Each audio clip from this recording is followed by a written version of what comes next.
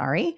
We are live for our 5001 elementary education webinar for this particular exam right here, this big, huge exam that we have to get certified in elementary education.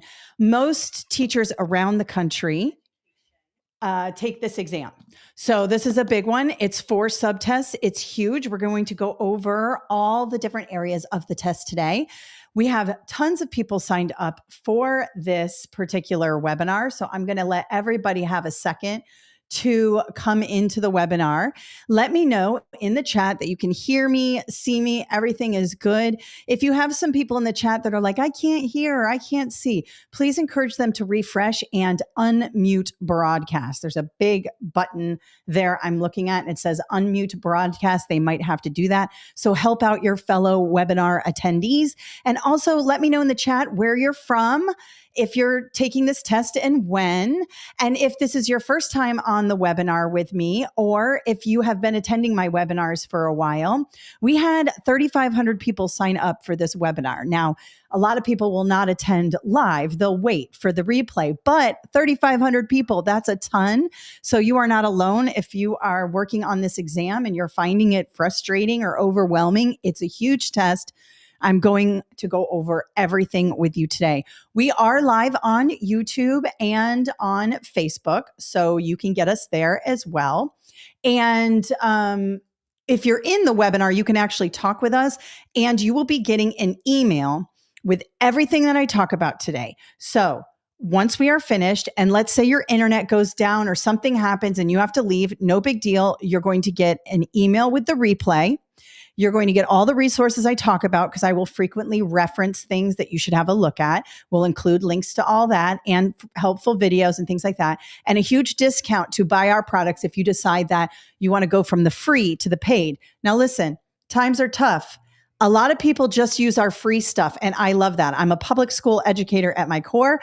So if you can piece together a program on the cheap, do it.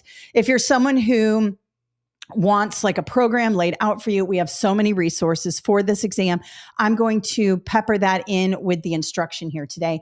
We're going to go over practice test questions today, the structure of the exam, how you should approach it, how to think like a test maker, and all of my study tips for how to pass this test. So don't worry. All right, let's just go into the chat and see what people are doing. All right. Louisiana, she's taking the 5003 at the end of June. So that's the math section. Don't worry. We're going to go over all of that. Looks like everybody can hear me okay. We've got Virginia, North Carolina, lots of Virginia people, Mississippi, Louisiana, Las Vegas, taking the 5004. Shelby, welcome. Sandra from Louisiana, Arkansas, Christy, awesome. A lot of first-time people here, so great, and some returning people. I'm glad that you guys are finding this helpful. Lots of Virginia people here today. Wow. All right, Louisiana. We usually have a lot of people from Louisiana, New Jersey. Those are like our 2 big states, but we've got Oklahoma, Arkansas here. Very, very good. Now, I will do my best to talk to you in the chat, but I do have a colleague in there. Her name is Yana, Y-I-A-N-A. She'll help you with any specific questions that I don't get to. And also, she's going to give you an offer code in the chat. Now, if you are on social media, you're not seeing the chat, you probably won't get the discount code. There's a link in the description to click, sign up. You'll get the free study guide that's pretty comprehensive for this webinar, and you'll get all the stuff. So you can do that later. You can just watch me now and click the links later. You don't have to worry about it. And the replays are available on social as well. Someone just said, I passed my reading test because of you. Denise, you passed your reading test because of you. I just provide the resources. You do all the work. But thank you for letting me know that you passed. All right. So Yana is in the chat. You can see her, Yana Crystal Bossy. She's given you the offer code. So if you're interested in buying anything, you can do that. Now, this is the giant study guide. Okay. It's huge. Let me know in the chat if you have it. We have it broken up by subtests, which I'll talk about in a second. But with this webinar came a free study guide, which is still great. But obviously, this is like 600 pages. Now, I have just published a whole book of practice tests that is in addition to this. So there are 3 practice tests at the end of each section, I believe, and a bunch of practice test problem at the end of each section. And then this is additional. So if you're a practice test person, oh, and everyone's like, I have it. Okay. I have the first edition. Alexandria, fine. Don't buy the second. The first edition is great. In fact, we sell more first editions than second editions, even though this is a better book. But I guess the old edition is tried and true. So people do that, which is fine. So I've got this book full of the information. Please read it. Don't just do the practice test. But I did publish more practice tests, and this is huge. Now it's available in physical copy, but you can also get it in digital copy. I'm going to show you where to get all of that. It's on our website. You'll be able to see it. I want to jump into some structure first, but then we'll jump to the website and I'll show you exactly where to get the different things. Quickly, let me show you. This is the website. This is our 5001 test. I just want to be clear on a couple things before you guys buy. You can buy the whole book, which is cheaper than buying individual subtests. Don't go in and buy here subtest 1, 2, and 3, 4. It's going to get pricey. Buy the whole thing if you need 2 or more. Now, if you only need one subtest, some of you are saying, I only need the 5004, I only need the 5003. You can buy just that subtest and it's cheaper. But if you need the whole test, buy the whole thing. We also have the online course. I just want to show you where to get this, 5001. This comes with all the study guides, so 5002, 03, 04, 05, and comprehensive videos. This course is huge. So if you are just starting and you have no understanding, you may want to invest in the course. Again, we have offer codes and all of that for you. Okay. Now, I'm not here to sell you a bunch of stuff. I'm here to help you, but I just want to make sure you know that we do have additional resources. Okay. And it looks like a lot of people already have the book that are with us. Fantastic. So now I'm going to talk to you about the strategy. You will hear me say things like, think like a test maker, not a test taker.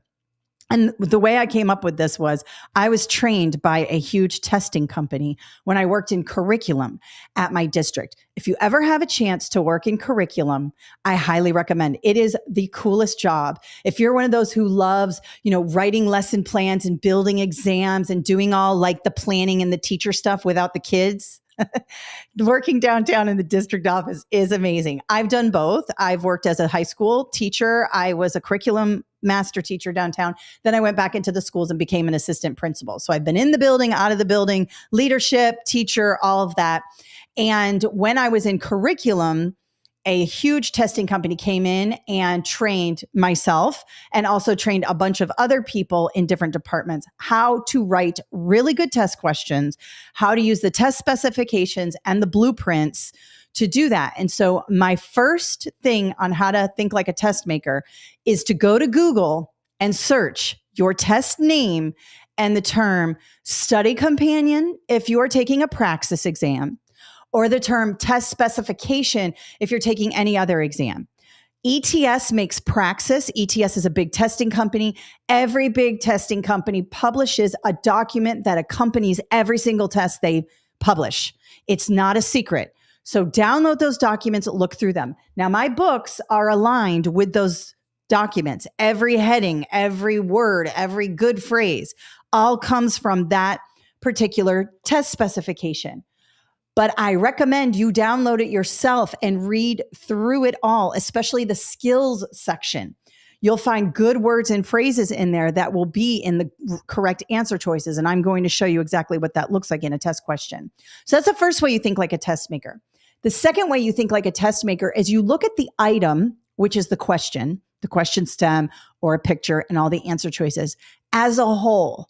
You don't want to like start from the top and read all the way down. You want to be looking at the answer choices, the question stem, how it's structured, and sort of play their game. All right. And the way you do this is by practicing at home. I don't want you to take the test tomorrow and employ these strategies right out the gate without having used them with your test prep materials. So I want you to prep using these strategies. And I am telling you, let me know in the comments if this has worked for you. Working backwards, thinking like a test maker, it really does make a difference, because when people just go into the test blind, they don't know the way it's structured. They don't understand how the questions are laid out. They don't know how to beat them at their own game. You're 5 steps behind. But if you use this stuff and you use these strategies, you're going to be way ahead. All right. And it'll help you. The second thing, or the third thing I want to tell you is this test is huge. There are 4 subtests that are scored separately.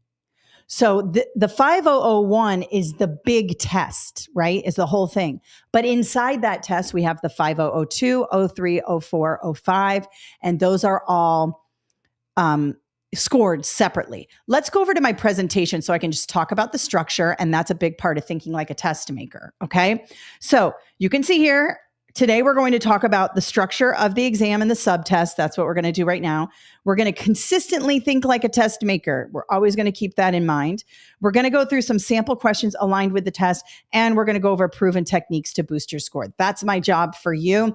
And then at the end, I'm going to show you more free resources you can get with us. Okay. Now, this is the structure of the exam. The 5002 is reading and language arts. This is the biggest part of the test. You can see 90 questions and takes the most time. Why? Well, if you're an elementary education teacher, you're primarily a reading teacher, right? You are teaching students reading in social studies and science as well, and a little bit in math with word problems. I'm one of those people who I don't believe math teachers should be reading teachers. I think they can support reading when they do their word problems and things like that. But math is like its own animal. And I know a lot of principals are like, oh, I want my math teachers doing reading strategies in the classroom. I think math needs to be math, but social studies, science, art, PE, health should all be helping the reading initiatives in the school. But math is a little bit different. So reading and language arts is the biggest because first and foremost, you're a reading teacher. Everyone is for the most part. Okay. This is going to be heavy in the scenario questions, heavy in the foundations of reading, heavy into the phonemic awareness, phonological awareness, phonics, all that stuff. If you're a brand new teacher, you don't really know. Okay. And if you're a seasoned teacher and maybe you are, just taking this test, you may not understand it in test structure. So we're going to go over that. Very important. The 5002 is arguably the hardest part, but every person's different. Okay. Then we have the math at the next biggest section of the test at 65 questions, 50 minutes. And then the 5004 and the 5005, these are pretty much the same, just a little difference in time.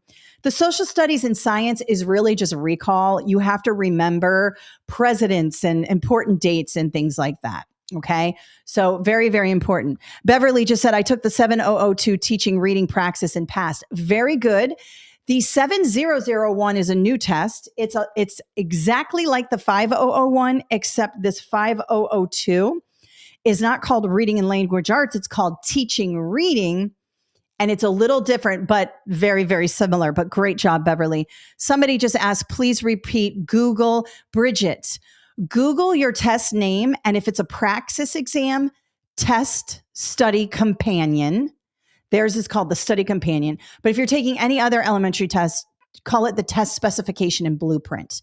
And you'll get the same type of document. There will be a pie chart with all of the number of questions. This is important. I got this from ETS. They tell you how many sections, how many questions, how much time, what percentage they're assessed at, all of that. Very, very important.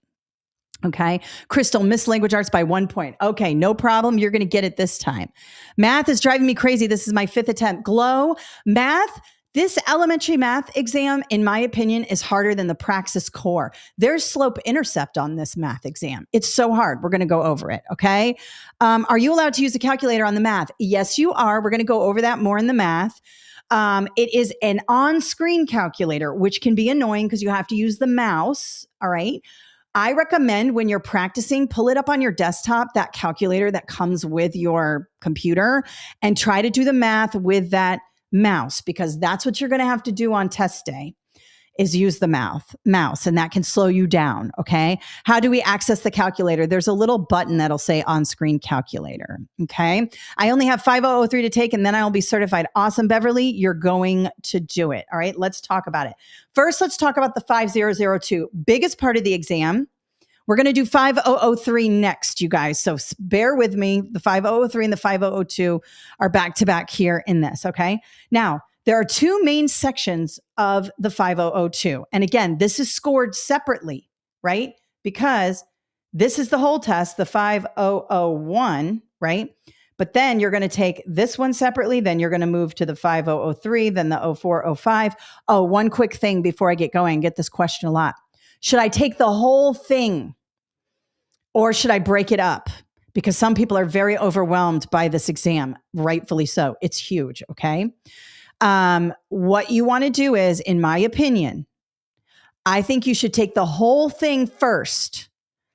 Don't break it up because you have to wait 28 days if you are not successful. And here's what happens.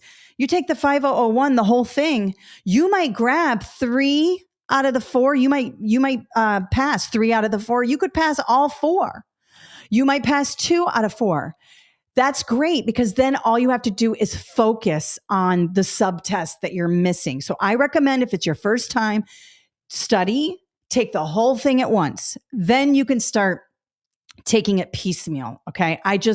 That's my recommendation. But some people are very overwhelmed. If that doesn't work for you, then take each one individually. I just recommend trying to get as many as you can on that first go round and then grabbing it. And some people pass it all at one time, and some people need more time.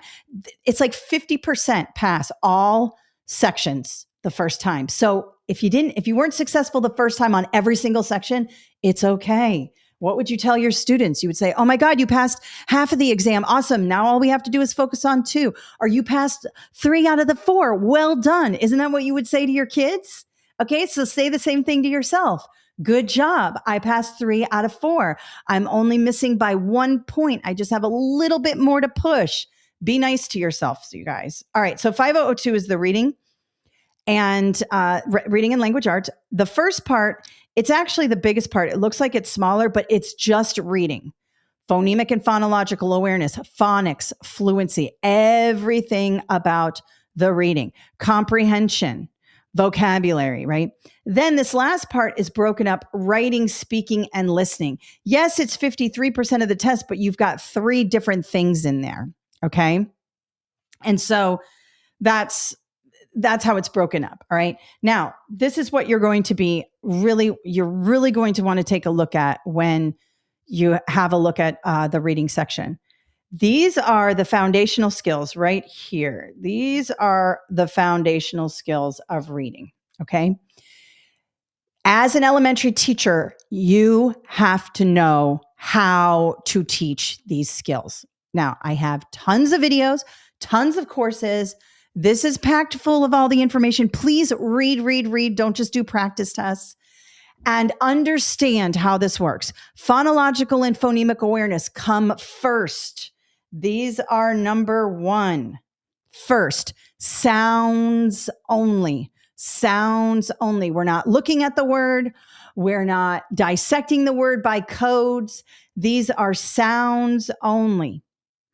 Once we get that, we move to phonics, where when we see a P and an H together, we're looking at the word. We know this makes a f sound, but we have to see the word phonics in order to do that. If I was doing phonological and phonemic awareness and I said phonics, I would say, what's the first sound in the word phonics? And they would go, f, f. They wouldn't say F, they would say f. Now, if I said, what's the code in the first sound of the word in the word phonics? They would say it's an F sound made by a P and an H together. That's different. It's phonics. So be careful. We have to understand the differences here. Then we put all that together. We move to fluency, where we're reading strings of words, strings of sentences, passages. We're usually timing students to look at their automaticity. All of this builds towards comprehension, and we have to focus on students' metacognition. Metacognition is thinking about your thinking. And when we are trying to increase comprehension, we always want to help students to understand how their brains work. Okay. So when you say things like, and you're reading aloud to students and you're thinking aloud, metacognition is thinking aloud. That's a really good strategy to do, right? So you might say, that's a crazy word right there. I am not sure what that word means. Let me read around the word and see if I can figure it out. When you communicate that process to students, you are showing them how to use metacognition. So powerful. We take our metacognition for granted because we're adults, but when you're little, you have to learn how to use your brain in order to learn how to read. So I could go on for days and days on reading. Those of you who've seen my videos. No, it is a passion of mine. I know this very, very well. It's a huge part of my practice. So anyway, we're going to get through it. We have a lot more to cover, but I just want to make sure that you understand how important this is. Okay. Very, very important. Now let's have a look at what that might look on the test for test questions. Now, up at the top here, you'll see that I have the corresponding page of the free study guide. So just to go here, you got a free study guide with this webinar. If you're watching on social, there's a link in the description to sign up and get this study guide. It is 24 pages. It's a pretty good study guide for free. I've got some stuff in here that you're going to want to take a look at, but then I go to the practice test questions here, and you can see this is number 3, right? Well, on my presentation up here from page 8, number 3, right? You can see here, page 8 down here, number 3. So if you're following along with your own study guide, it's here. If not, just watch this and download the study guide later and do it. I'm going to project everything. So you don't have to download anything. Watch me, eyes on me, everyone, so that you get the most out of this lesson. Okay. All right. So first things first, I'm going to look at this as a whole. I'm going to think like a test maker. I see my answer choices. I see that I have some bullets here. I'm looking at the answer choices and I can see phonemic awareness, decoding, phonics, structural analysis. Now, if you're real good, you'd see right here, decoding and phonics are the same thing. When you're using phonics, you're decoding the word. For example, when you have the word make, not maca, sorry, can't spell today. It's been a minute since I've done a webinar live, so I apologize. So when we see the word make, we know this A is long because we have this consonant silent E, right? That's decoding the word. That is also called phonics. You have to see the word, right? Phonemic awareness is sounds only. And structural analysis is really morphological analysis where you're breaking up the word by like prefixes, suffixes, and roots. So if you had unmake, you would break off this un here, something like that, okay? So B, C, and D are all looking at the word. The only one that stands out, sounds only, is phonemic awareness. Now, this won't happen on every question, but notice there's only one correct answer. We don't have choose all that apply. You're not toggling boxes, right? You're actually picking. And phonemic awareness is standing out to me because it's so different from all the others. This is called the 3-to-1 strategy in test taking, thinking like a test maker. We definitely have 2 that are the same. Those are out. Decoding and phonics are the same. We can only have one right answer. I'm automatically going to eliminate those. Structural analysis is sort of a part of phonics, more about morphology, but phonemic awareness has to do with sounds only. It's sticking out. And I can see by these bullets, break words down by individual sounds, rhyming words. We're not spelling. We're not decoding. We're not breaking up words by prefixes, suffixes, roots, or compound words. I got the answer without really having to read much of this. Okay, so that's how you think like a test maker. Now, I wrote this question. I have studied these tests. All I do all day long is study exams, right? So I see these patterns like immediately. You're probably not going to be that good because you're not going to spend your life dissecting exam questions. You want to pass this test and be a teacher. So I got it. But understanding the game is not only going to help you pass this test, you can pass this along to your students because they encounter the same stuff on their end of year exams, and it's going to help you build better exams. So I always like to show you guys skills that can go across all different types of your job, and this is one of them, okay? So think like a test maker. We're working backwards. We're looking at the item as a whole, and I didn't even read this part here. Sometimes the scenario will be like a whole paragraph. Don't read that first.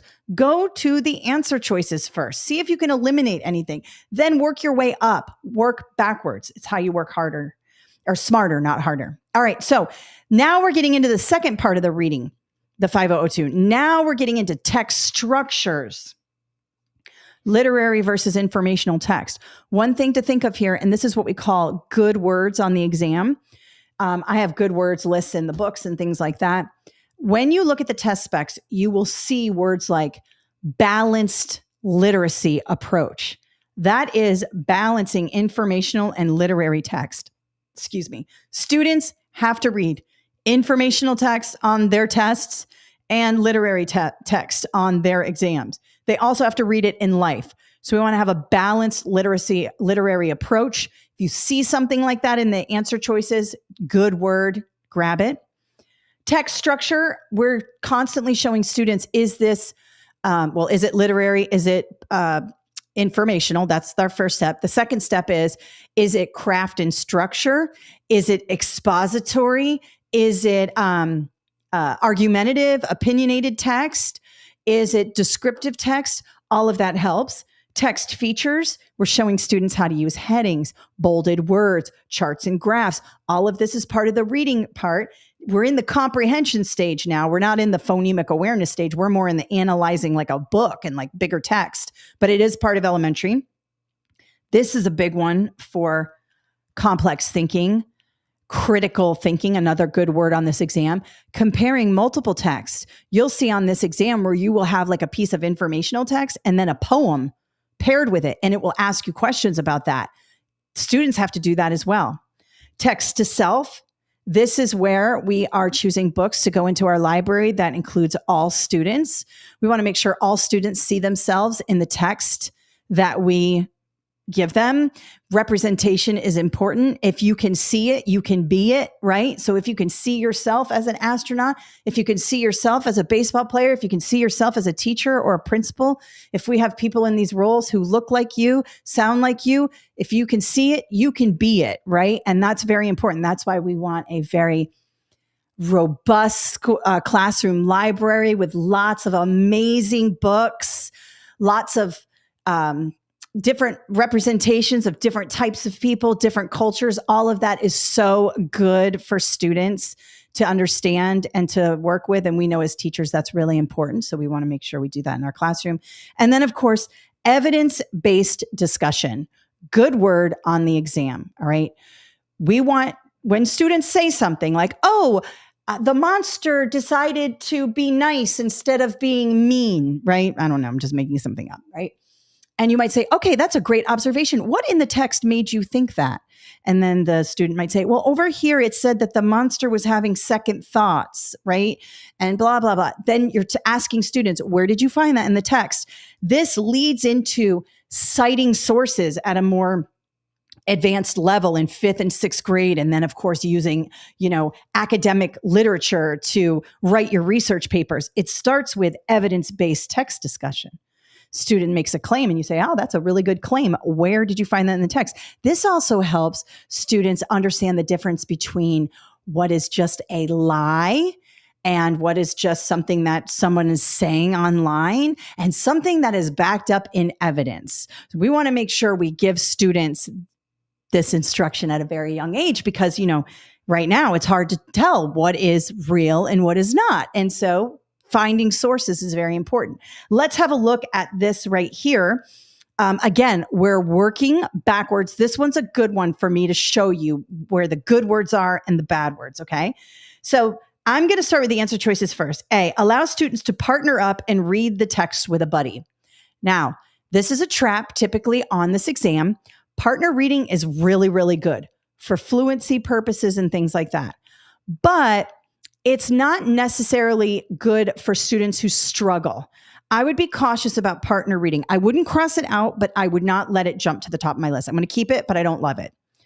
B, reward the students with extra time in the computer lab for finishing the reading. This is out. Do we do this? Sure. Extrinsic rewards are very helpful. Giving students a piece of candy, a homework pass, all that stuff works, right? The problem is we want to focus on intrinsic motivation, meaning they read because they want to read. That's going to be more sustainable. But in real life, you guys, I always used extra time on the playground, computer lab, whatever, it works. It's just that if you do it all the time, it loses its luster and students won't be as excited to get a Jolly Rancher if they're just constantly getting Jolly Ranchers. I don't know why I always say Jolly Rancher. It's probably because I'm a kid from the 80s and Jolly Ranchers were like the best. They're probably disgusting to the kids who have the cool candy now. But back in my day, we got Jolly Ranchers. But all of that works until it doesn't. So just also beef up the intrinsic stuff as well. Require. typically a bad word on this exam. It's a little punitive. The students to finish reading for homework. Homework is a bad word on this test. Homework is not a bad word in real life. Homework is good. I'm not here to bash homework, but usually it's attached to on this test, motivation or students who struggle. And if they're struggling, then homework isn't necessarily going to help them. We need to intervene as teachers. So just be cautious of that. I'm going to cross it off.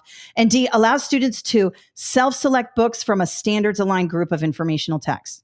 Self-select, good word. Standards align, good word. D has all the good words, and I don't even have to read the question. You will be able to understand that is the one that stands out. People are saying Jolly Rancher is still a hit. Awesome. I'm glad to hear it.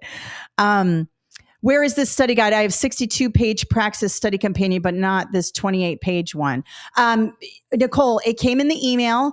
You should be able to download it. I would just follow along with us now and download it later. So I am working from the study guide that I built from Kathleen Jasper. Okay. So it looks like this. Let me just show you really quickly. Right here. It's the study guide that you downloaded when you signed up. Don't worry. We're sending it to you after this is over. So you'll get this and you can rewatch the video, whatever you want to do. I'm taking the language arts on August 11th, mathematics August 13th, social studies August 15th, and science August 19th. Does that sound like a good plan? Caroline, it sounds like a good plan if it's for you. I don't know if this is the first time you're taking it.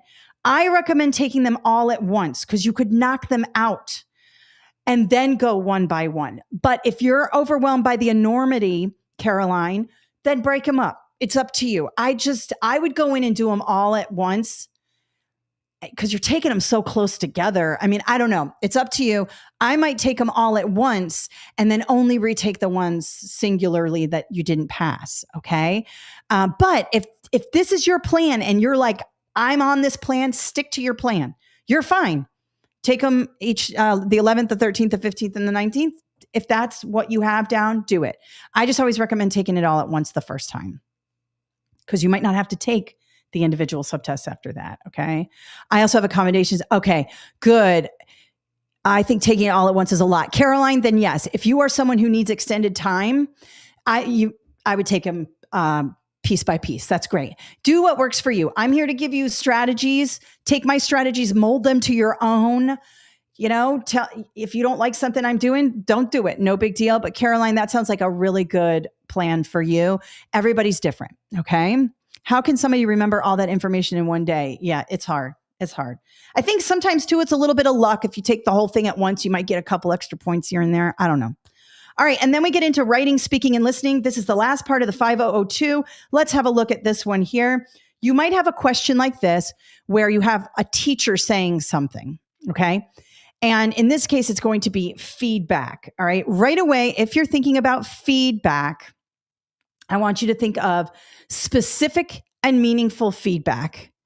It needs to be specific. If you just say good job to a student, they're not getting better. You need to say, you did a really good job on your sentence structure. You use the apostrophe appropriately. I mean, get that detail in it because then the kid knows what to do next time. They like a good job and a thumbs up and a sticker on the page, but it doesn't really tell them what they did right so they can do it again. So be specific and meaningful, meaning you're not just saying, work on this. You want to praise a little and kick a little. I learned this as a cross-country coach from my mentor. He said, you got to praise more than you kick. You got to tell them to get better. You got to tell them that's not good enough sometimes, because they got to get better, but you always want to praise a little more than you kick. Okay. So I'm not even going to read this up here. It says, what would be the appropriate feedback? Let's see if I can get rid of any. Great job. Keep up the great work. Nope. Consider using a closing statement at the end. This is just negative. This is negative comment, and this is too short, and it's not specific enough. Those are out. Let's look at A. You use the term American alligator a lot. Try combining sentences to give the paragraph varied language. Okay, I like varied language when we're teaching writing. We want to talk about varied language. Good word there when it comes to writing. But there's no positive in here. Let's look at D. Your writing does a great job describing your knowledge about the American alligator. Consider deleting sentence 4 so it doesn't take away from your overall theme. I like D the best because you have a little positive and a little bit of critique. You also, are very specific about consider deleting sentence 4 and then why. so it doesn't take away your overall theme, right? Now, if I were taking it on test day, I'd probably grab D and I would just go ahead and read this quickly. I'd probably start with the last sentence or sentence 4.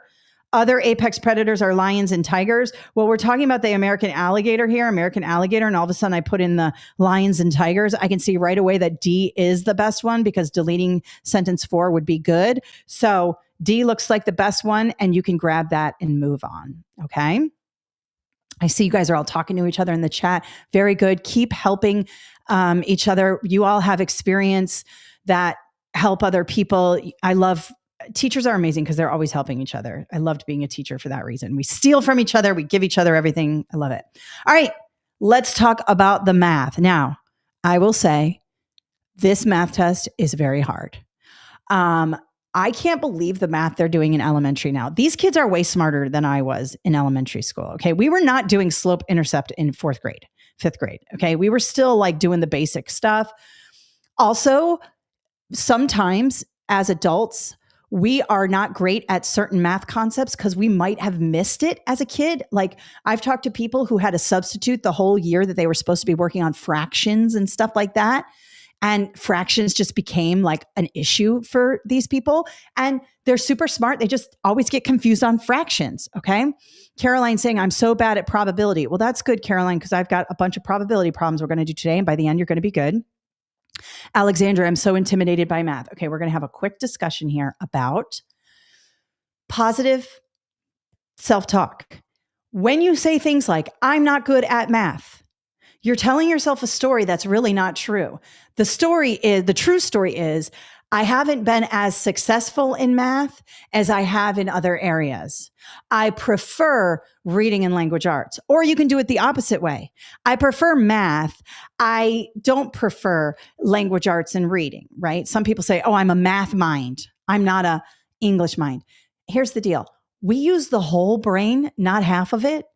And nobody is one way or the other. In fact, some of the most amazing artists in ancient times were also mathematicians. So you don't have to say to yourself, I'm just not a math person. What it is you were not successful in math early on. You created a story in your head and now you're living out that story. I think you should approach this as, I'm not that great at math currently. I'm going to get better by studying for this. Okay. So just keep doing it. Alexandra, I used to be good at math in school. You're still good at math. You just haven't done this math in 20 years. It's fine. Let's go over some of the math. Okay. Let me share screen one more time. I'm sorry. I just have to get on my soapbox about that because I got a degree in English language arts from Florida State University. When I became a teacher, I was getting my master's in other like humanities type stuff. Then I started teaching biology. And I loved science. It turns out I like science when I'm successful in it. Turns out I love math when I'm teaching it. So just have an open mind about the math. All right. It's not my preferred subject. Okay. But it's not, I'm terrible at math. I'm only good at English. That's not a true statement. Okay. Okay. So let's go here. Every math test assesses the same stuff. You're going to have numbers and operations, which are things like place value, PEMDAS, exponents, fractions, stuff like that.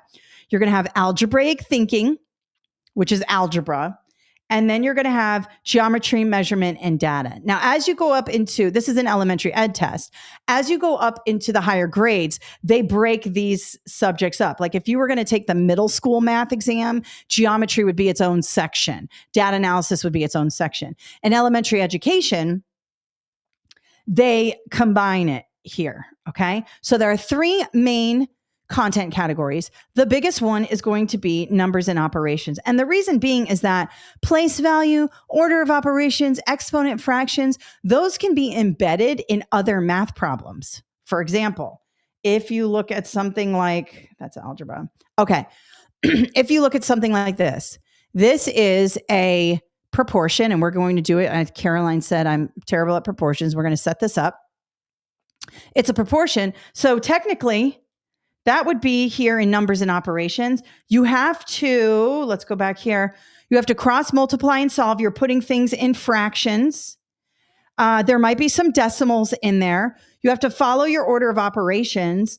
And there is a little bit of algebra too. There's a little bit of algebra solving for X. Let me show you. So sometimes in a math problem, you're combining skills. All right. So again, working backwards, I can see all of my answer choices are in whole numbers. There's no decimals, no fractions. They're rather large. It's okay. And I'm going to continue to work backwards to look at the question stem. And it says at this rate. If you see rate, we're setting up a proportion. So right away, you're going to set up two fractions equal to one another. And we're going to make them matchy, matchy. Caroline, think matchy, matchy. That means whatever you put on the top of one side and the bottom of one side, you need to do the same on the other. Let me show you. Ryan works at a sandwich shop and can make 35 sandwiches in 50 minutes. Sandwiches over minutes equals sandwiches over minutes. I could put minutes over sandwiches equals minutes over sandwiches, but I cannot do sandwiches over minutes equals minutes over sandwiches. Matchy, matchy. In this case, I'm going to follow the way the word problem reads. Sandwiches, 35 sandwiches in 50 minutes. At this rate, how many sandwiches? So I'm going to use X here because I don't know in a 4-hour shift. Be careful. They do this a lot. We have hours. How many minutes in an hour? 60. If it's 4 hours, 60 times 4 is 240. Excuse me. All right. I have a handheld calculator because I don't want to torture you guys by clicking on a desktop calculator with my mouse. It just slows things down. You will not be able to do the handheld. I want you to practice at home with your desktop calculator. Okay. So there's two ways now to solve this problem. Notice I have matchy matchy. I have sandwiches, minutes, minutes here. Sandwiches over minutes equals sandwiches over minutes. Okay. We're going to have our little song. Sometimes songs help us. And now what I basically have are two fractions set equal to one another. Now we can do one of two things. I always cross multiply and solve because that's the way I learned. But you can also divide 50 into 240 and get a number. So let's try that. 240 divided by 50 equals 4.8. So that means I multiplied 50 by 4.8. Well, the rule of fractions, whatever you do to the bottom, you have to do to the top. So you can multiply 3.5 times, I did it again. I put the wrong number there. 35 by 4.8, and you get 168A. Okay, that's how some people do it. I like to cross multiply and solve because that is the way I learn proportions. And for me, it keeps everything straight. You will end up with a giant number in your first multiplication. So let's do this. We have Ryan can make 35 sandwiches in 50 minutes. Sandwiches over minutes equals how many sandwiches in 240 minutes? We're solving for X. Let's cross multiply and solve. 50 times X is 50X equals, what's 35 times 240? And remember, you're going to get a giant number here, 8,400. Now, here's another way to think like a test maker. I have 50 here. I have whole numbers here, no decimals, nothing, right? If this was 8423, let's just say, we have a problem because 50 does not divide evenly into 8423. So constantly evaluate where you're going in these math problems so you can catch it if there's an issue. Now, we didn't have to do that. 8,400 is our product when we cross multiply 35 and 240. Now we just divide by 50 to isolate this X. Divide by 50 and we get 168, same answer. So there's a couple of different ways to do it. We just want to make sure that we pick the way that works for us. All right. That is a proportion. Now, really quickly, proportions will help you so much on this exam. You can use proportions for so many things. Anytime you might have one that says a tree is over here and it casts a shadow. It's a 6-foot tree and it casts a shadow that's 10 feet long. There's a flagpole over here that's only 3 feet. What's its shadow? Right? That's a proportion. And this one would be easy because 3 feet is half a 6. What's half a 10? This would be 5. But you can use it for all different things. Okay. Use your proportions. You set them up matchy. Height over bottom, 6 over bottom equals, let's pretend this is X. We're looking for the shadow, 3 over X. Height over shadow equals height over shadow. Sandwiches over minutes equals sandwiches over minutes. Cross, multiply, and solve. All right. And it all works there. I have a lot of videos on that. Now, next, let's talk about algebraic thinking. Algebra tends to get people a little bit freaked out, but you know what? There's some muscle memory you can do here. You can generate some worksheets on ChatGPT. You can say, hey, can you generate me worksheets that look like this, or a bunch of problems that look like this, and do some muscle memory and just, begin to go back to those basics. Okay. So evaluate the equation. We have B equals -4. And right away, thinking like a test maker, I'm looking at my answer choices. I see I have negative answers. This here has a bunch of negatives. We have to be careful. Keep your negatives straight. This is actually going to be a PEMDAS question, but it also is algebra because we're solving for variables here. All right. So when it says B equals -4, we're going to put -4 everywhere where we see B. So careful, keeping this here.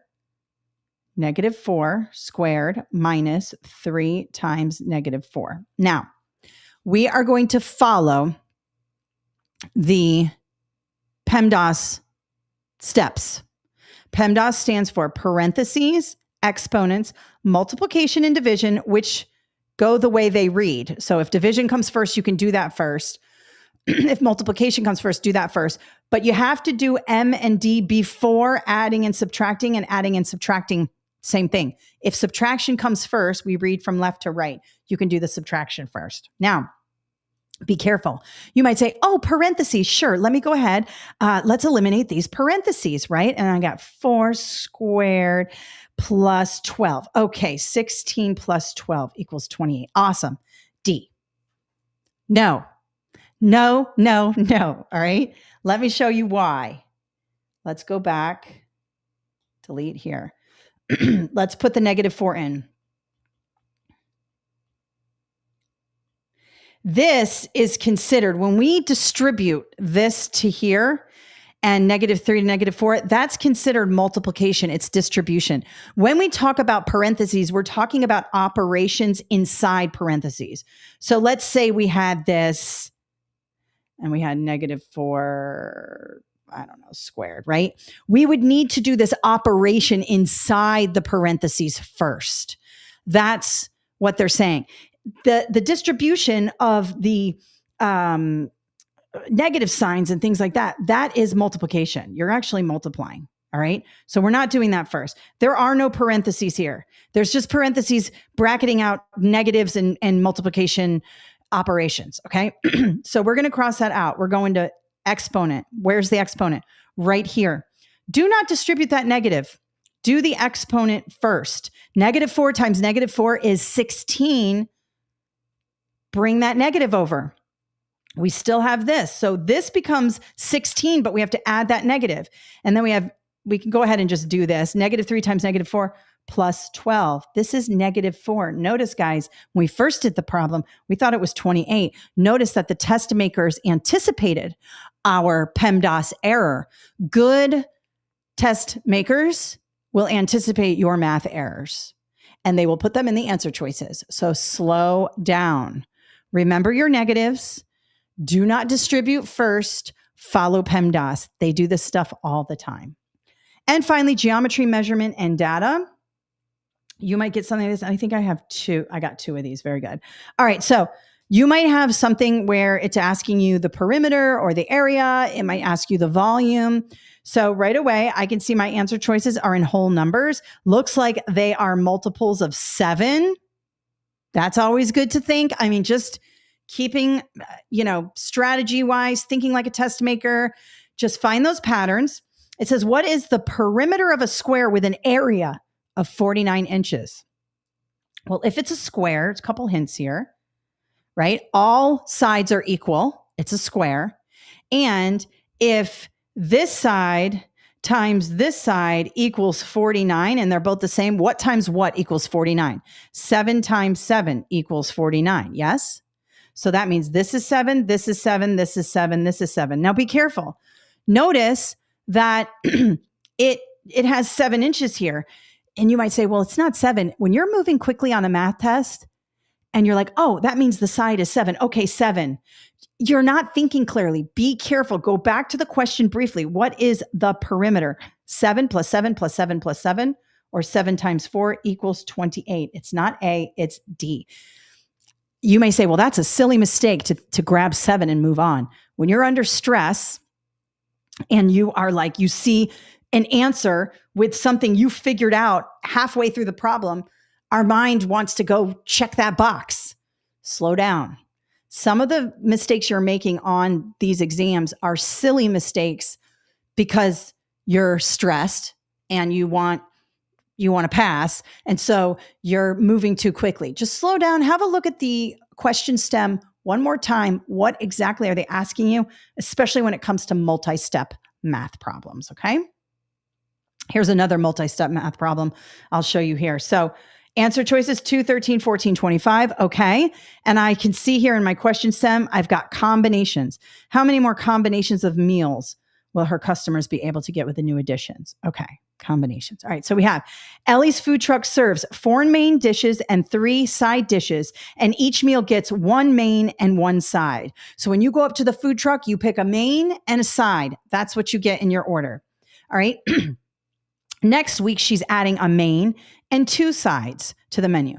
Now, some of you are going to try to work this out and you're going to go main side and you're going to cross them off. You're going to do like a tally system here. This is all you have to do with these types of questions where you have like different types of flavors of ice cream. They'll do it that way, or main dishes, or they do it all different ways. Typically combinations. How many possible combinations? All you do is multiply 4 times 3. Her first, the way she has it now, 1 main and 1 dish with 4 main sides to pick from and 3 side dishes to pick from. That's 4 times 3. That equals 12. Right now, her truck offers 12 combinations, but she is going to offer an additional main and 2 side dishes. So this 4 becomes a 5 because she's adding a main dish. And this 3 becomes a 5 because she's adding an additional 2 sides. Multiply that. 25. And you go, okay, cool, 25, we're out of here. No, careful. This is a multi-step problem. She will have 25 combinations next week when she adds these additional mains inside, but it says how many more combinations of meals with her will her customers be able to get with the new additions. We have an extra step here, guys. 25 minus 12 is 13. That's one of those examples where you got to slow down just a second and read that question stem one more time, because multi-step problems are multi-step problems. And sometimes we forget halfway through the problem, we're working the math, our brain is going somewhere else. All right, let's move on to social studies. Here is something about social studies you should know. It is so random. I can't tell you. I mean, people are like, a lot of the questions weren't in the study guide. I don't know what questions you're going to get on test day. You shouldn't know. I mean, your students don't know what test questions they're going to get. You shouldn't know either. Sometimes you'll get a repeat test. The item banks are very small for these exams, but everything in the test specs I cover. Here's the deal. To do well on this exam, especially this part here, U.S. history, you need to understand the general order of things, how they happened in the United States, right? You want to understand, excuse me, I don't know why I'm coughing so much. Sorry. You want to understand early exploration, right? Who came over here? What happened? The triangular slave trade, who settled where. The British were in one part of the colonies, the French were in another part. When did the Louisiana Purchase happen? Not necessarily by the exact year, but in order, because that's going to help you eliminate answer choices, okay? If you can understand the progression, general progression of early exploration all the way through like the American Revolution, Civil War, that's probably about where we stop with US history. I mean, there's more for US history, but like those kinds of big events, Declaration of Independence, things like that, it's going to help you. If you get bogged down on exact little things, it's going to pull you away from the overall structure. Get to know timelines and not necessarily exact dates, just which came first, second, third, fourth, fifth, all the way down, and have it in your brain. You should know that when you're teaching US history to students, okay? Geography and anthropology can be tough because there are some geographical concepts we haven't even looked at since third grade. Some of you career changers, you're trying to become an elementary ed teacher, and it's asking you about an isthmus. And you're like, oh my God, I know that. I know what it is, but I haven't thought about it since third grade. Okay. So brush up on all that stuff, longitude, latitude, different types of maps. These are just things that, like, some of you are history buffs, some of you are geography buffs. Most people are not. And you haven't thought about some of these concepts that you don't have to worry about for many, many years. So brush up on that. And then econ and world history. World history is going to talk a lot about ancient civilizations on a surface level. Some people are very schooled in ancient civilization. And I wrote a new high school social studies book, which is much more in depth. And I learned so much writing that book. And econ, such a good topic for this. It's going to be surface area, supply and demand, scarcity, that type of thing, very surface level, but some stuff you may not have thought about in a while. So definitely brush up on this and think of, when it comes to history and ancient world history, what is the general order of things? That will help you. All right. So US history, here we go. European exploration. Now, of course, with this comes so many other things. There's different tribes you're going to want to know, the major tribes here in the United States before Europeans came over. You're also going to want to understand the triangular slave trade, understanding the Middle Passage. These are very, very important things when it comes to European exploration. Europeans didn't come here on their own, okay, and just build things and make the United States. Lots of people helped. There's also a lot of disease that Europeans brought. There were a lot of things on our side: disease, slavery, killing a lot of Native Americans. So just understand that progression. Then after we're established, the British want their money, right?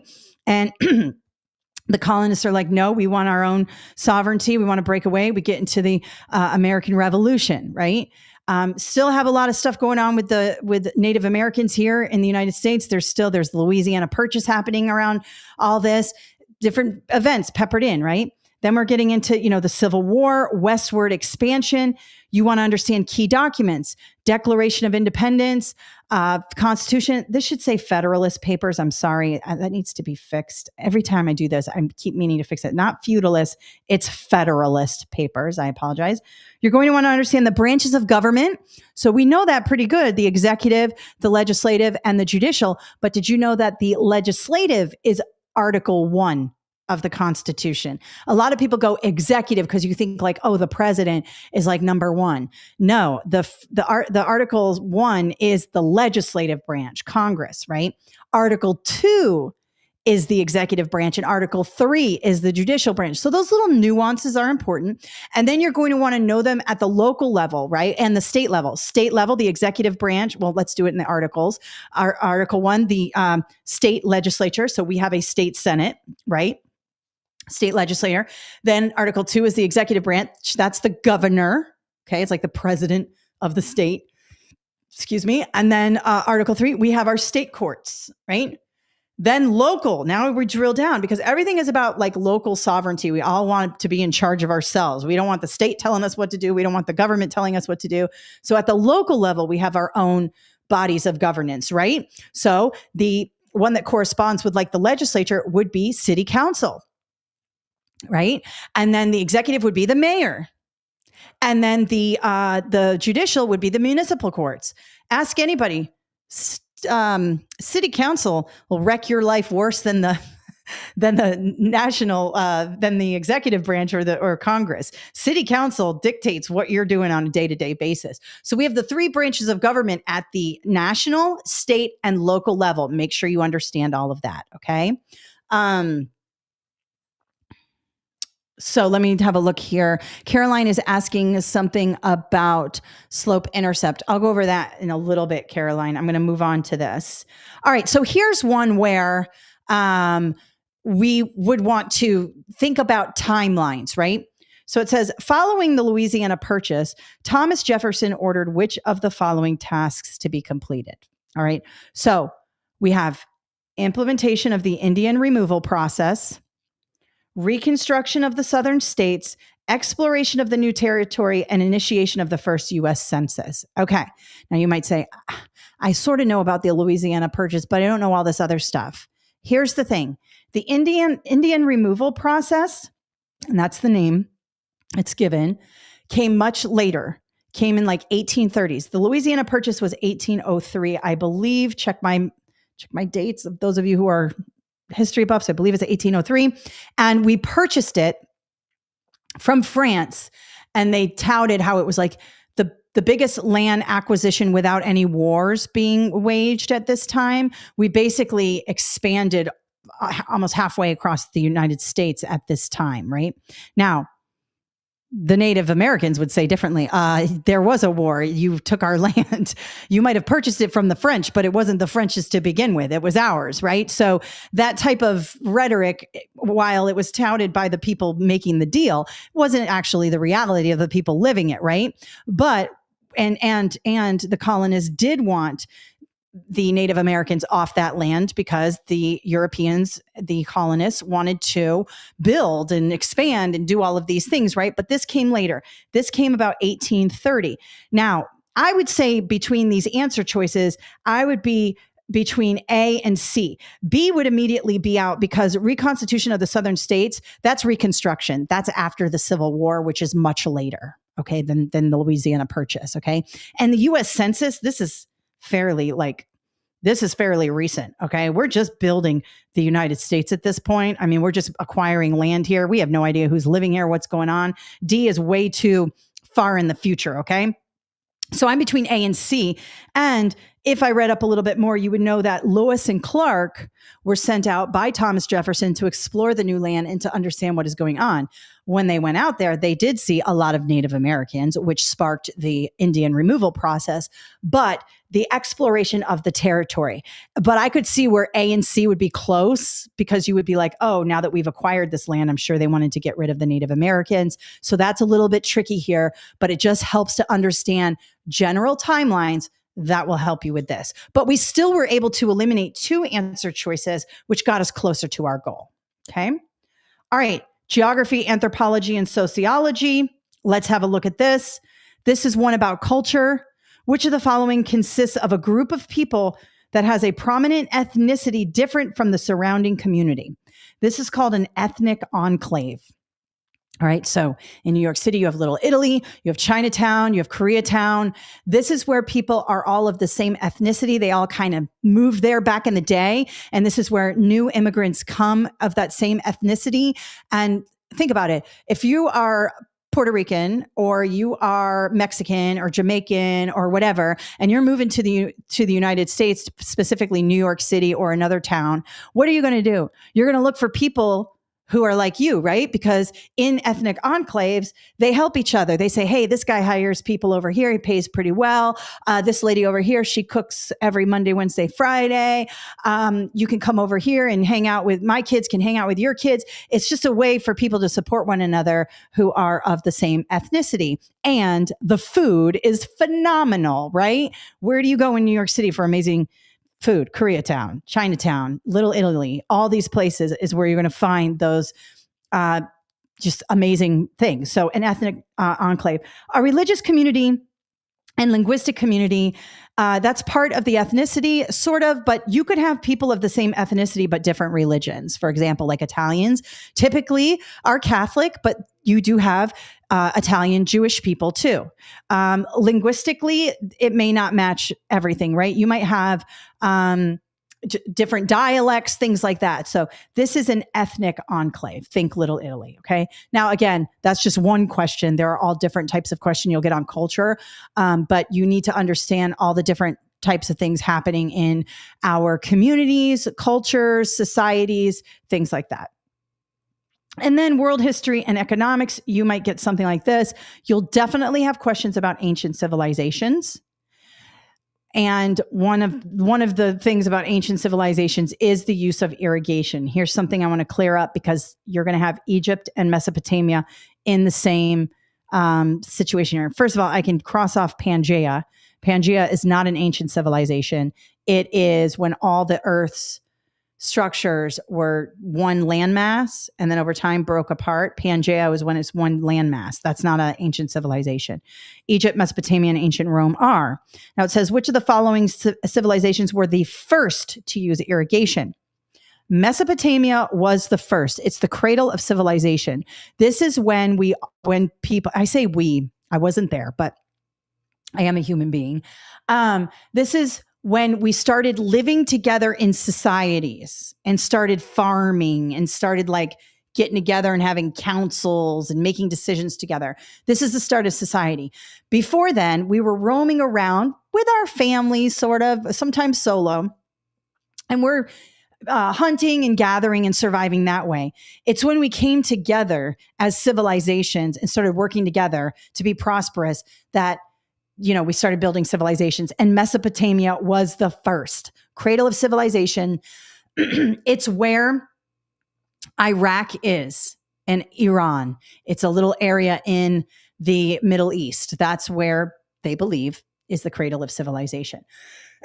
And that's where we started farming and using irrigation. Now, Egypt also used irrigation, and they made it even better than Mesopotamia. They used the Nile, and they even started like building irrigation systems. So Egypt amped it up, made it better. Mesopotamia was the first. So that's just a little nuance you may want to understand for this exam. Definitely have a look at your ancient civilizations. In the book, I have a chart, a way to like visualize it and all of that. So something to think about, but understand your ancient civilizations. All right, last one. We're on time. I wanted to go about an hour and a half on this webinar. It's 11:06.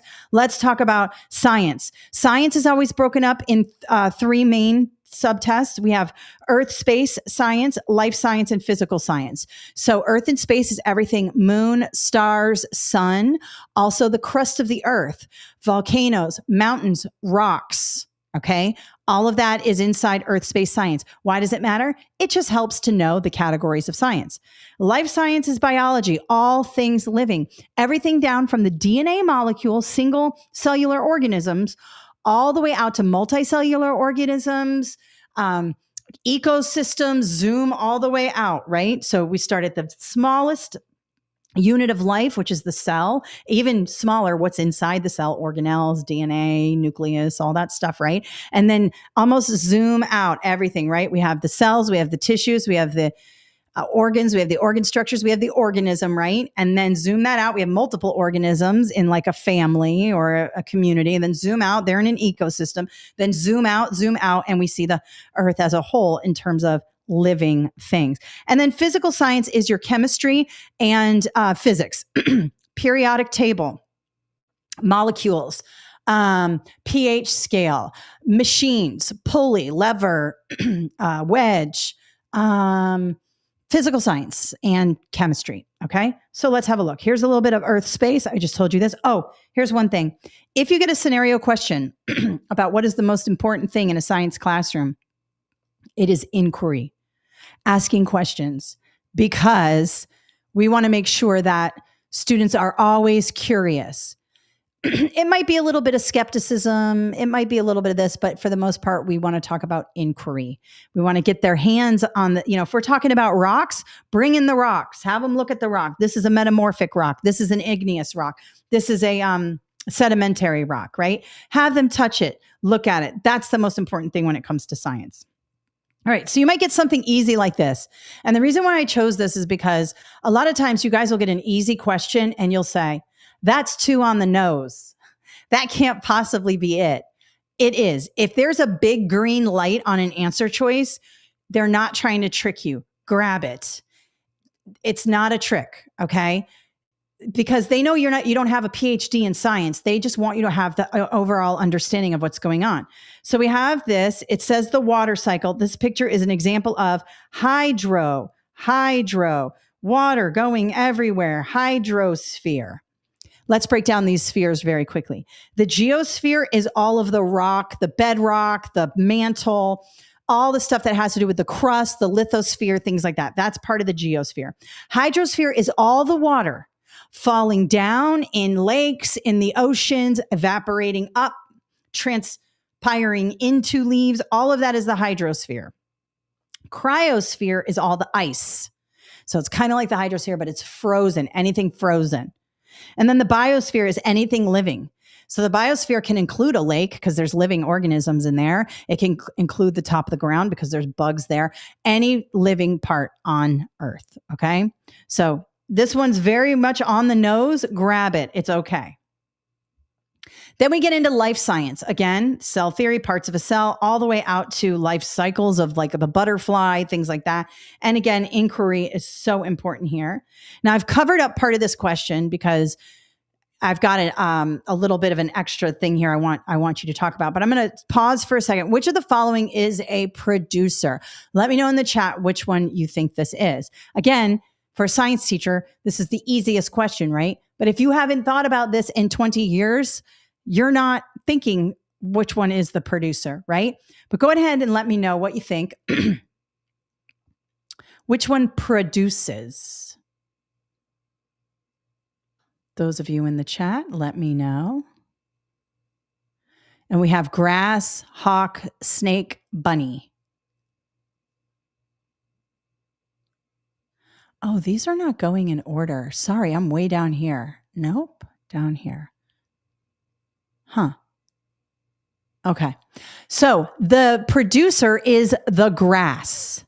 It is the grass. It produces carbohydrates. Okay. Everything else, they are consumers. All right. So let me take this off here. I'll just shove this away. All right. And let's go here. I want to show you something about this. All right. So let's move that. All right. Let's move this over here. Okay. And we will do that. Okay. The grass takes the energy from the sun and water and carbon dioxide and turns it into carbohydrates. And then we eat those carbohydrates. Okay. The hawk or the bunny eats the grass, and then the snake eats the bunny, and then the bird eats the snake, and then the hawk eats the bird. Okay. As we move up the energy pyramid, energy is lost. Energy is lost. Okay. So the grass is 100% full of energy. As it's eaten, the bunny hops around and uses some of that ATP, uses some of that energy.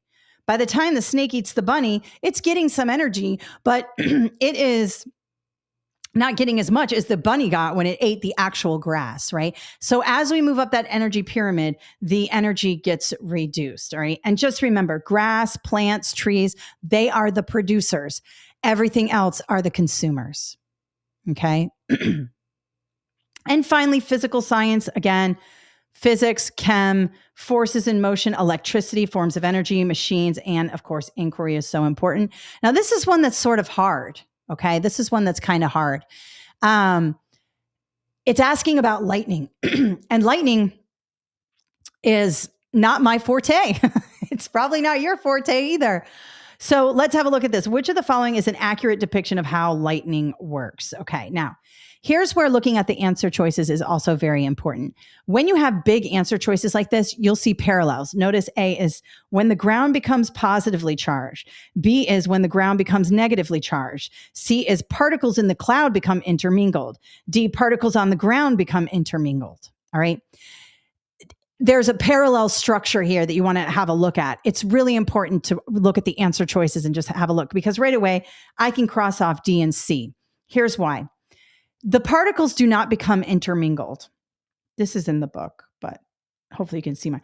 When you have a cloud and the ground here, the negative charges move down the cloud and the positive charges move up the top of the cloud. And the positive charges move to the top of the ground and the negative charges move inside the ground. And what happens is we have a positive and negative opposites attract and the electricity happens, okay? They're not intermingled. In fact, for the most part, when there is no lightning, the particles are intermingled. Okay. They are, they're not definitively separate. When you have a bunch of negative charged particles at the bottom of the cloud and a bunch of positively, or the bottom of the cloud and a bunch of positively charged particles at the top of the ground, you're going to get that attraction and that bang and that spark. Okay. Intermingled does nothing. Now here's where we have to be careful. The ground does not become negatively charged. It's positively charged. The cloud pushes down negative, the ground pushes up positive, and then the spark happens. Okay. I have a whole thing in the book on that. And the last one, this is energy. I have a pendulum here. At what point on the graphic is potential energy the highest? Potential energy is the highest when kinetic energy is the lowest. They are inversely related. So when P is up, E is down. I'm sorry, K is down. K is kinetic. We're going to go with P and K. P is potential, K is kinetic. All right. If I'm holding this pen up here, it has potential energy. It has the potential to drop, right? It has high potential energy here. It's got a little bit lower potential energy if I'm holding it down here, right? High potential energy, low potential energy. When I actually drop it, that's kinetic. All right. So A has the highest potential. I'm pulling that pendulum out. I'm holding it. High potential energy. As soon as I let it go, it loses potential and gains kinetic. Kinetic energy is at the highest. C. So I'm going to go K here, P here. Kinetic energy is at the highest at C, because you might get this a different way. You might get which point of the graphic is the potential energy highest, or it might say at what point in the graphic is the kinetic energy highest. Kinetic energy is right before it hits the bottom of the hill, right before it hits the bottom of the pendulum, where the kinetic energy is at its most, potential energy is at its lowest. Then as it swings up here, it loses kinetic energy and gains, and gains potential energy. Now, E is pretty good amount of potential energy, but not as much as it first was when I held it up here, right? Because as it gains kinetic, it's going to slow down, right? It's going to start shoo, shoo, shoo, like this, right? So when potential energy is at its highest, kinetic energy is at its lowest. When kinetic energy is at its highest, potential energy is at its lowest. In this case, it's asking when is potential energy at its highest? A. At that very top of the pendulum, very top of the hill, however they present it to you on the test. Okay. All right. So it looks like we didn't have many questions. I don't see my chat going. Let me know. Hang on. Can you see this? Because I did ask for, oh yeah, I'm not getting this. I don't know why. Hopefully you guys can hear me. Yeah, you can. I don't know why I can't see the chat. If you guys are talking in the chat, I'm only seeing it from, now I'm seeing it, I think. I don't know. Anyway, I'll just keep going. I don't see it all in the chat for some reason. Hopefully Yana's talking to you guys. Okay, so that is in a nutshell everything. But of course, there are so many questions. Let me show you where to get more free resources, okay? First of all, the number one place is my website. Oh, let me go back here. I have a ton of free webinars on this page. You may be taking the 5001 today, which is great. You're with me right here, right? But I have the Foundations of Reading coming up next week, which if you're struggling with reading and language arts, you may want to take this one. This one's all just reading and language arts. This is all just how to teach reading. I have recent live webinars here. Just scroll over. You can see I've got the interview process, PLT, SLLA. The month of June, I'm doing test prep. So I'm going to do 5001 today, Foundations of Reading, and Special Education is the following week after June 21, right? But I have teacher interview secrets here. I just did an AI for educators. People really liked. That one was a really good session. So check out that. I'm going to do some more. In the month of July, I'm doing teaching webinars, classroom management, lesson planning, all the stuff that you need in order to get acclimated your first year. I have tons of resources for that. Okay.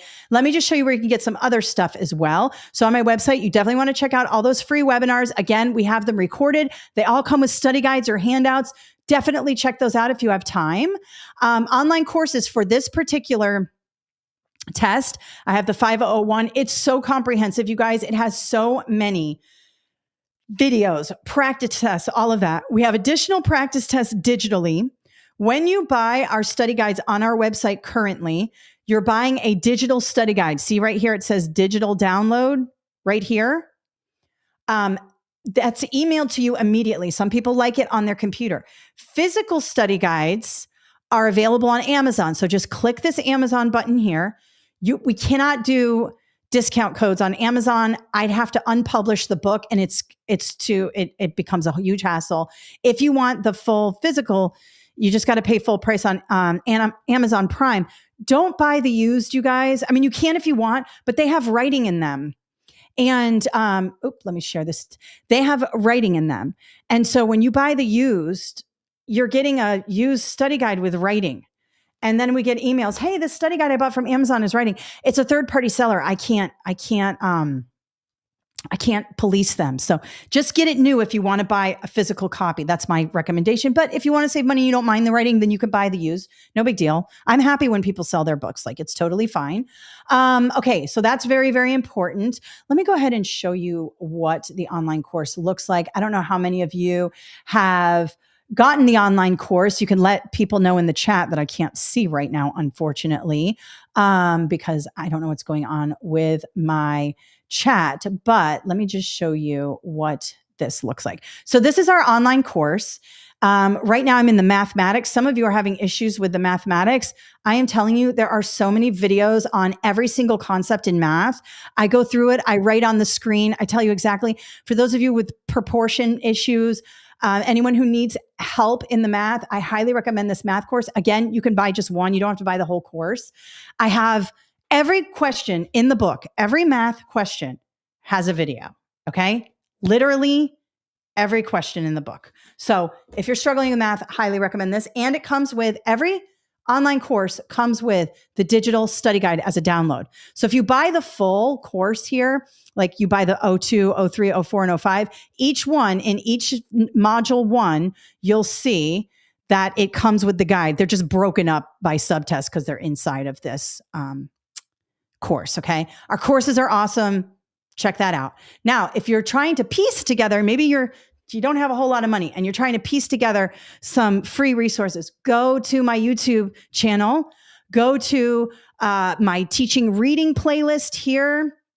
You'll see that there's so much for the 5002 here and for teaching reading, writing, live subject area sessions. Go in here, check out all my videos. There are so many videos. Lots of people just use our free stuff and they pass. I love that. We have great free stuff. Also, I'm on TikTok. Check me out on TikTok. I love it. Oh my God, look at that face right there. We do problems. I do talks about different things. Check that out. I also have let's do this.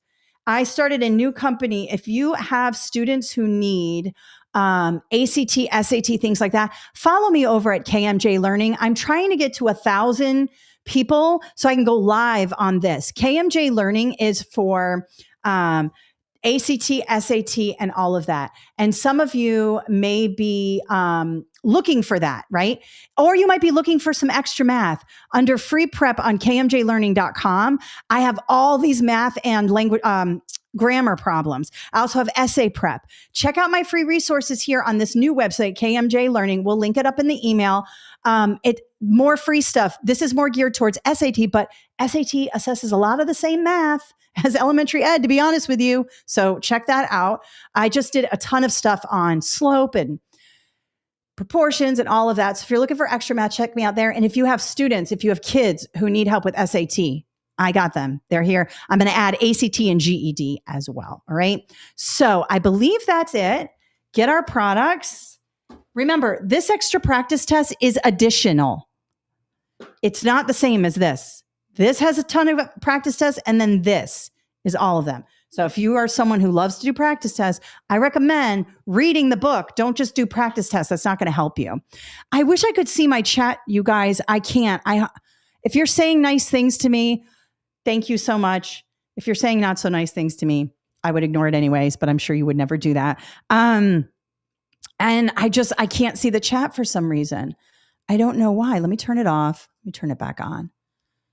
I'm still seeing the old chat from like 10:30 this morning. So I apologize, you guys. I will fix that for next time. I don't know why that happened.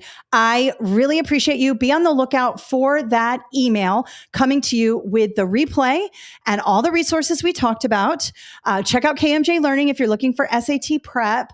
I will be here next week, same time, same place for teaching reading, the foundations of reading, and Praxis teaching reading, also Texas STR. They're all the same exam. If you're struggling with 5002 and you want to do that webinar as well, that one will definitely help you. And so, that's it. Enjoy the rest of your weekend. Thank you so much for being here. Thank you for being a teacher, and thank you for using my resources. I just adore you guys. All right.